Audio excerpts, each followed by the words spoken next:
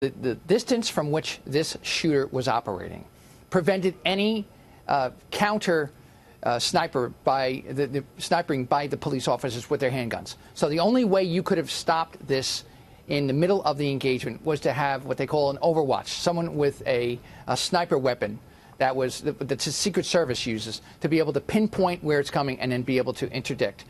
But what you point out in terms of what happens in a crowd like this, when you have this scenario where someone is randomly spraying a crowd from that kind of distance, he's right, you have no idea where it's coming from.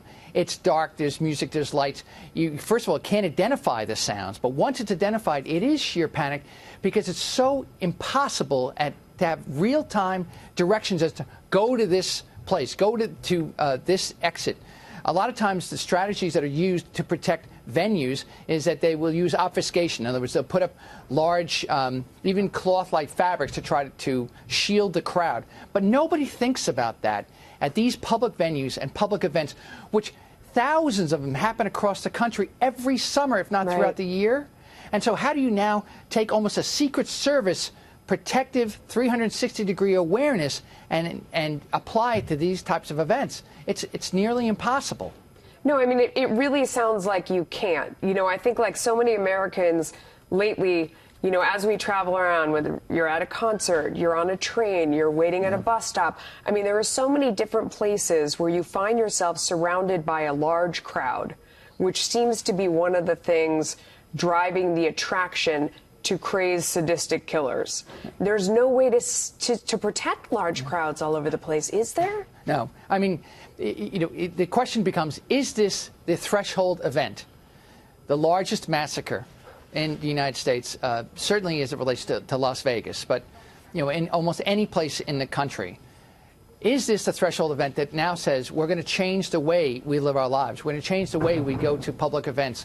And when we're going to do a hard check on everybody, we're going to do lines of sight analysis as to who could fire into a crowd. You know, these are the types of decisions that are made, again, from a Secret Service protective standpoint. The FBI has a tremendous capability to do this, but do you do this with every possible public event? You couldn't, right? I mean, there isn't the manpower in the entire country to do something like that. You're absolutely right. You know, the resources that we would have to apply, which is, by the way, a part of the general thought process of our opponents, the guys who want to do damage to the United States. And we don't know what this individual's motivations are.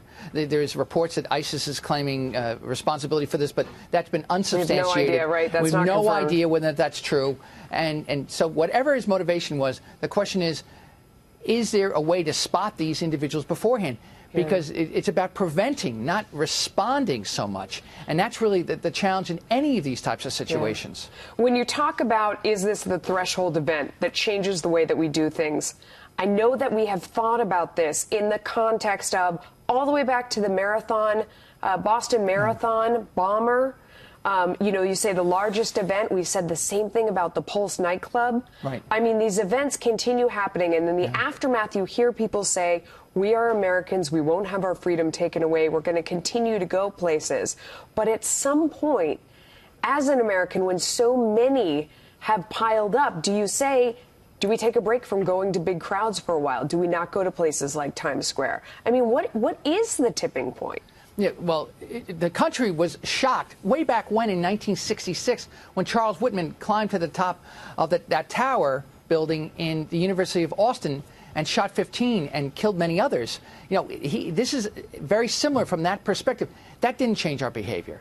And we have school shootings. That doesn't change the behavior. But what is the right response? Yeah. How do we live in a free society and take the measures that we need to make ourselves safe and apply the necessary resources? Obviously, 9/11 was that threshold event that changed the way we thought about our safety from a societal perspective. But this now becomes very much a domestic, in-your-backyard type of scenario. Yeah. You know, and it raises all sorts of issues that obviously will be the subject of the debate in Congress, whether it's mental health, whether it's gun control, Michael, all sorts of issues. Let me ask you really quickly before we run out of time. I mean, you were the director of Homeland Security in New York. What are you telling your family right now? Yeah. I mean, are you telling your family to stay out of public places? And what would you tell people you care about? So it's so random. What I tell people is you cannot live your life that way.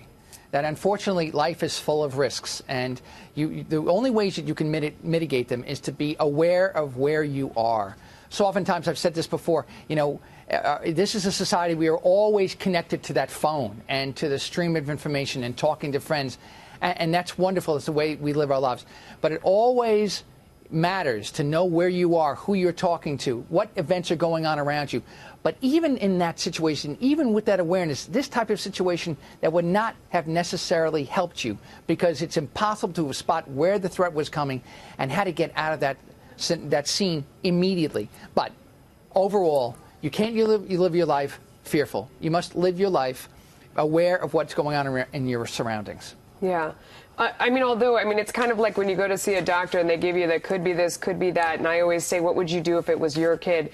You really wouldn't tell people in your family to stay away from concerts for a little while? No, Nothing like that? Unless there is threat reporting that says that, in fact, this was an organized event, that this is a part of a terror campaign and not a lone wolf one-off event, then there's no indication to do that. I know that from those things aren't mutually exclusive, though. The lone wolf inspired by, and we're not saying that's what this was. I want to be very clear, because we have no confirmation of anything like that. But that is a scenario that people think about. The one-off event, but it is inspired by something that is more organized. I think, again, what it's going to happen, we need to take the venues who hold these events are going to have to take necessary steps, expend those resources to reassure people through deterrence that this won't happen there. We got to go. Michael Balboni, thank you for your insight. We appreciate it on this sad day. Thank you. Thank you.